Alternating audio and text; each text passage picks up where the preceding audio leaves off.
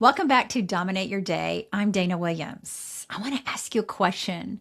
This came up when I was working with my editor last year on my book, The Internal Revolution, and we were talking about managing our time and not our energy and just how we feel at the end of the day. And she shared with me an amazing statement that her husband says to her every night that I love.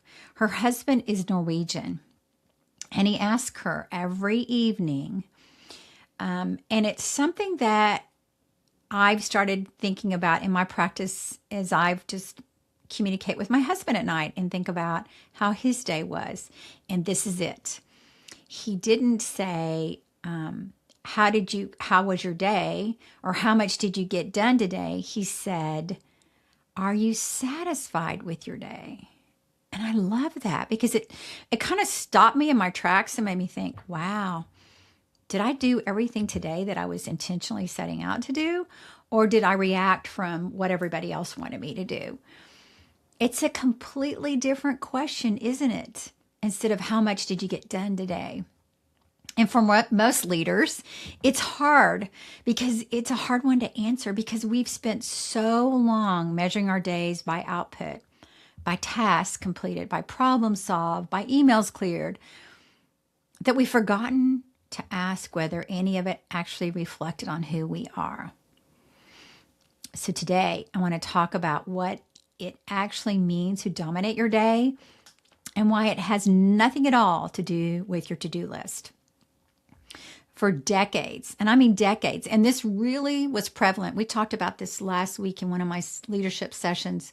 I think it started in the 80s, where people didn't care how long you worked. You were just supposed to work until the work got done that day. And then it just carried into the 90s, into the 2000s, and here we are. And so for decades, leadership culture has worshiped at the altar of doing more output, more efficiency, more hustle. And we confuse motion with progress and busyness with significance. The result is an entire generation of leaders who are professionally accomplished, but personally hollowed out. I've worked with leaders who've had everything: the title, the track record, the income, and one who told me privately that they had no idea who they were anymore outside of their role.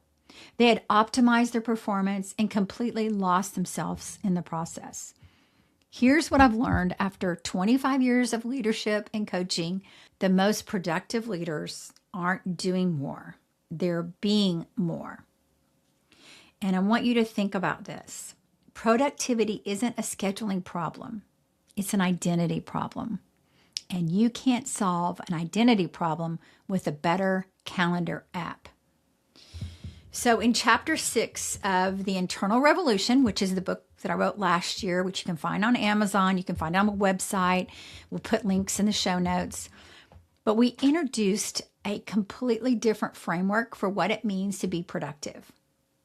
Now, hold your breath here. It starts with love. I know that sounds unusual in a leadership context, but hear me out. When you genuinely love who you are and who you were created to be, your specific wiring, your unique way of contributing, your particular strengths, something shifts in how you design your day. You stop filling the time and start investing it. You stop chasing what looks impressive and start building what matters. The oxygen mask principle from my years at Southwest Airlines, which is put the oxygen mask on you first before you do put it on anybody else, applies directly here. You cannot give what you don't have. If your days are designed around everyone else's needs and you've engineered yourself completely out of the equation, you're leading from an empty tank. And leaders who lead from an empty tank don't inspire. They deplete. We've all had leaders that have done that to us, or we've been around them, or we've been that person. The daily revolution starts with you, not selfishly, strategically. Because the most powerful thing you can do for your team is show up whole, being yourself, your authentic self every day. And let me tell you, it's not hard to be your authentic self, but most of us don't know who that is. So let me walk you through what intentional daily design actually looks like in practice. And this is a framework I teach in the Internal Revolution, and that the Strengths Journal is built around. The Strengths Journal is a daily planner I created. It's the only companion guide to Clifton Strengths that's out there in the market today. And I've had it for 6 years, and I live this every day. And it has really, truly helped me transform my life. So first, start with intention, not tasks. Before you look at your calendar, your inbox, ask yourself, what's my intention today and why? And then connect with your authentic mission, not your task list. It could be anything around, something around what you lead with. Or today, I'm going to lead with patience. Today, I'm going to protect my energy as my best thinking.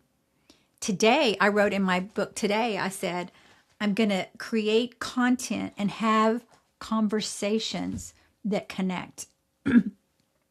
So think about that.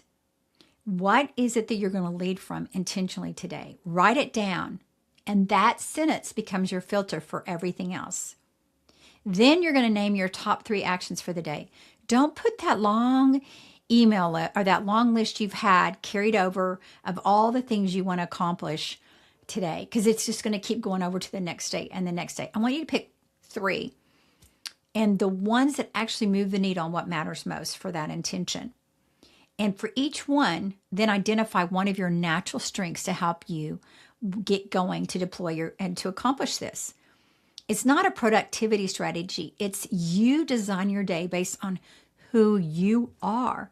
So all you do is take a look at your Clifton strengths, and you take a look at your top 3 things, and you pick one of those top 10 strengths to mirror to each of those action items. And then you're training yourself to see the strengths as tools, not as background features.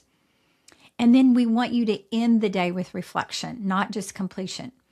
At the end of the day, and this is the piece that most leaders skip because we just want to crash in bed. We want to just forget the day. Ask yourself 4 questions. How did I use my strengths today? Where did I honor my values? What did I learn? And at the end, either you say it to yourself or get your partner or spouse to ask you, are you satisfied with how you showed up today? That last question, that Norwegian question, is your true productivity metric. This isn't about squeezing more into your day. It's about designing your day that actually reflects who you are and what you're building. You begin to really love who you've been created to be because it's going to give you more energy, more confidence, and you're going to be more productive. When your daily practice is rooted in your authentic identity, you stop grinding and you start leading. You stop surviving and you start thriving. This week, I want you to try one thing before you do anything else tomorrow morning. Write down one intention, not a task, not a goal, an intention. Who do you want to be today? What in your authentic imprint is going to show up today for your people, your family, your community? That's your daily revolution starting point. And if you want a daily system that supports that practice, a structured way to set intentions, work from your strengths, and reflect with purpose each day.